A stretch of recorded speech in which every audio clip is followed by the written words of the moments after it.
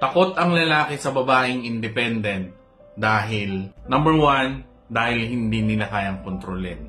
Or, hindi nila kaya basta-basta na paikutin. Number 2, hindi siya natatakot na mawala yung lalaki sa buhay niya. Lalo na kung hindi siya minamahal ng tama. Number 3, may sarili siyang buhay at pangarap.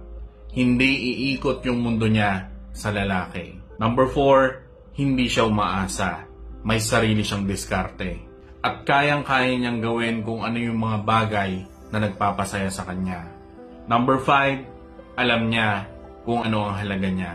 Pero sa totoo lang, hindi naman talaga nakakatakot yung mga babae na independent. Lalo na kung loyal ka. Kung marunong kang magbigay ng effort. At consistent ka sa pagmamahal mo sa kanya. Hindi ka sa una lang magaling.